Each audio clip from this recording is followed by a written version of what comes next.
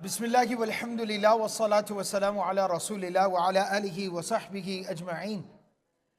Inshallah, continuing with our series here in the month of Ramadan, Harmony, Family in the Qur'an. We actually just started reading the surah and the verses that we're going to talk about today. We're going to, for the next few sessions, talk about different lessons and examples of family dynamics that Allah subhanahu wa ta'ala shares with us, that Allah subhanahu wa ta'ala teaches us through the example and the story of the Prophet Yusuf alayhi salam. Surah Yusuf, the story of the Prophet Yusuf alayhi salam, is maybe the most detailed story given to us in the Qur'an. It's also the singular story that Allah subhanahu wa ta'ala tells us in a chronological order from start to finish, in one place, in one surah.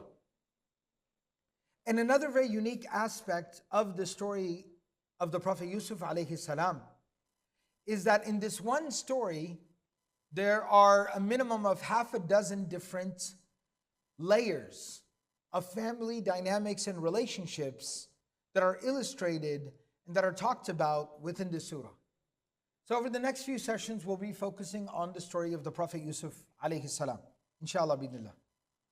We start off with the very first example that is mentioned, and that is the example of when Yusuf alayhi salam is a child. He's a very young child, a very young, precarious child. And his interaction with his father. And his father, conversely, is quite old and elderly at this point.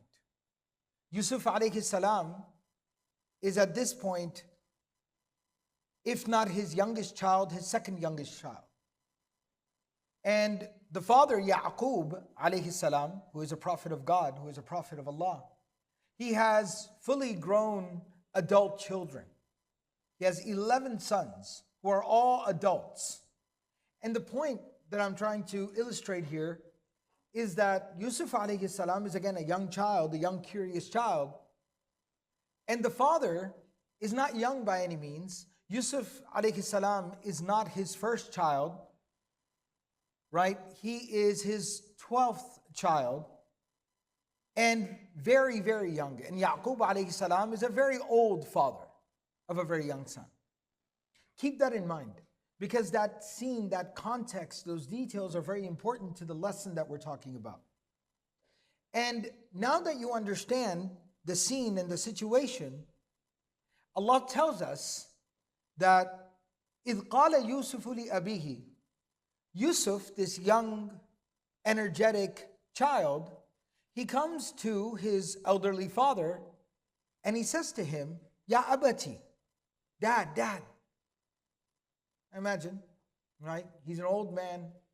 He's got a whole big old family to manage and run and take care of.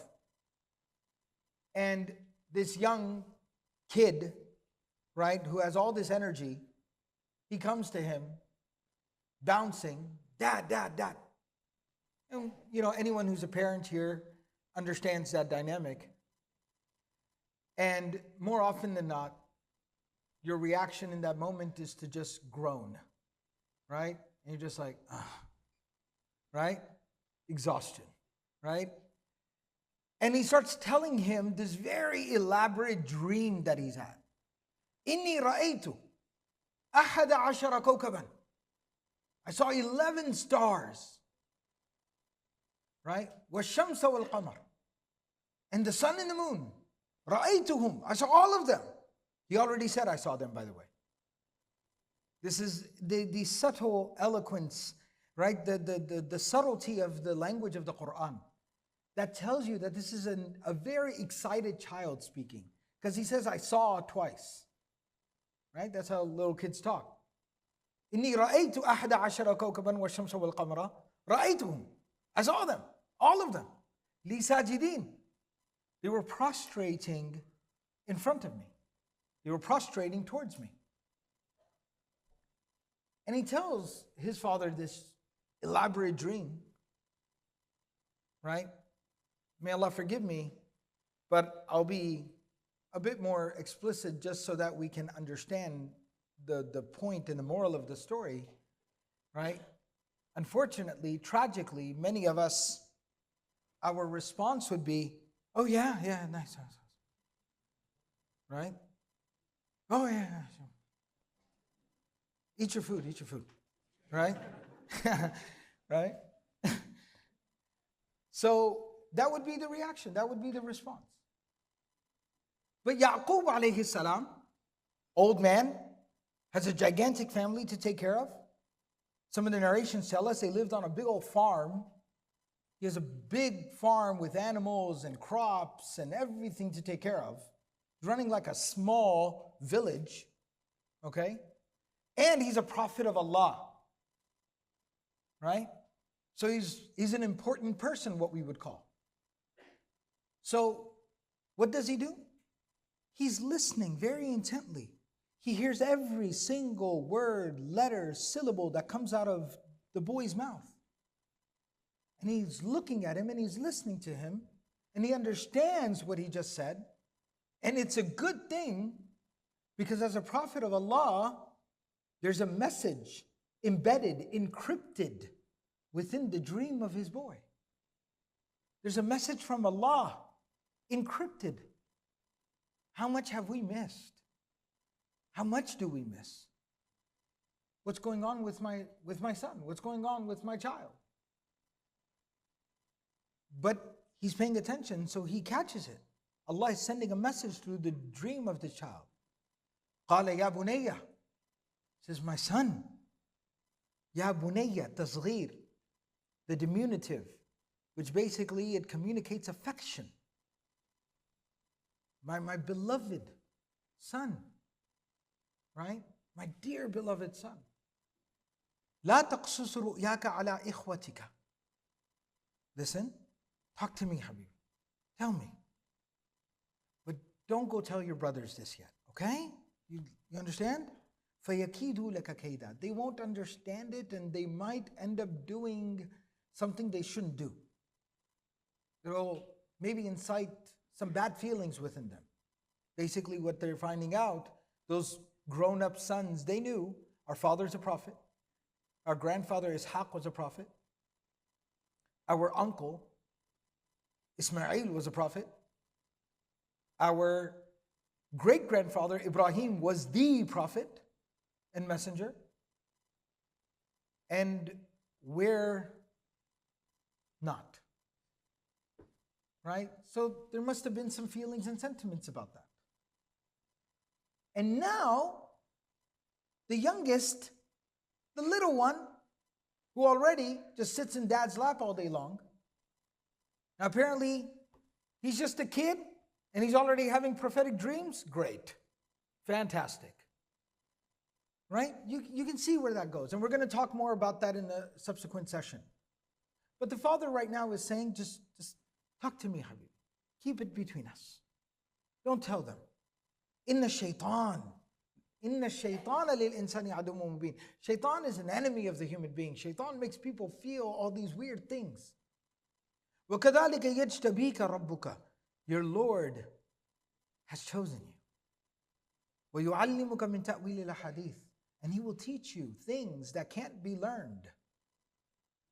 وَيُتِمُّ نِعْمَتَهُ عَلَيْكَ وَعَلَىٰ آلِ يَعْقُوبَ.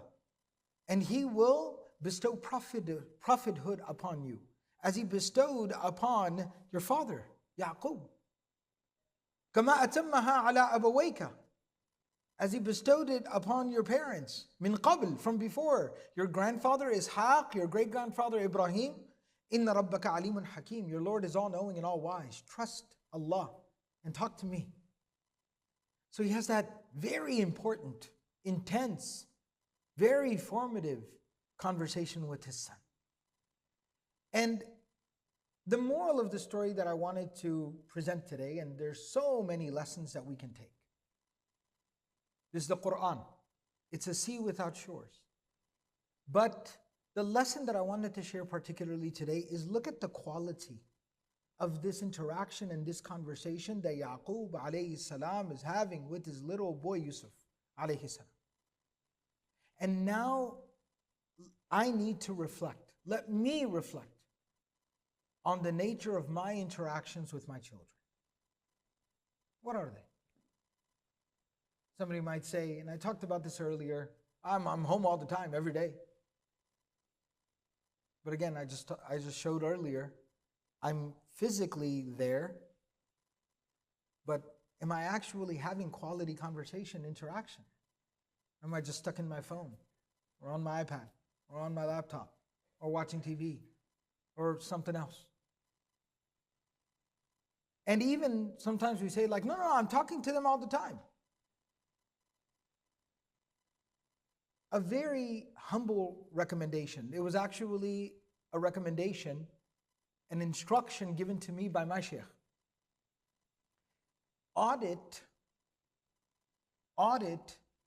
your day's conversations with your children.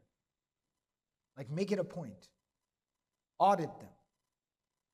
And then assess it. And if you end up realizing 80-90% of the actual communication that you had with your children was administrative, operational. Does everybody understand what I mean by that? Clean your room, fold your clothes, pick up your shoes. Do you do your homework? Go upstairs, come downstairs, go outside, come inside, right? That's it. And it's just nonstop. That's the nature of the conversation. On and on and on. If 90% of my conversation with my child is of this operational, administrative kind of nature, that's not a relationship. That's a business arrangement. That's management, not tarbiyah, not tazkiyah. And in this beautiful moment, Allah subhanahu wa ta'ala is giving us a snapshot. This is a microcosm of the ideal prophetic relationship with one's child. That it's an in-depth conversation. He's listening. That's the other thing. He's not talking at his child. I had a dream. Listen, dreams are okay, not that important, it doesn't matter. No, he's listening to him first. And he listens, and he understands, and he processes. And then he engages in a very in-depth, meaningful conversation with him. And he explains to him and talks to him. And that's their conversation. So there's so many beautiful lessons that we can take from this. But I wanted to highlight some of these things about, I'm physically there, but am I actually emotionally present? And am I talking at them, or am I having conversations with them? And even when I'm talking to them, what is the nature of that conversation? Is it all just management and operations, administrative stuff? Like, I understand parenting is not easy, and there is a lot of that needs to be done. But I think we can all admit that it's not right for that to constitute 90% of our interactions with our children. And so these are just some of the lessons that I thought that I could, and all of us could benefit from in this example of the Prophet Yaqub alayhi salam interacting with his son, very young son at that time, the great Prophet of Allah, Yusuf alayhi salam. May Allah subhanahu wa ta'ala fill our homes with sakina and rahmah. May Allah subhanahu wa ta'ala strengthen our bonds and our relationships and our families. May Allah subhanahu wa ta'ala protect our families and our homes. And may Allah subhanahu wa ta'ala grant us harmony within our homes. Ameen ya Rabbil Alameen. Jazakumullah khairan. Assalamu alaikum.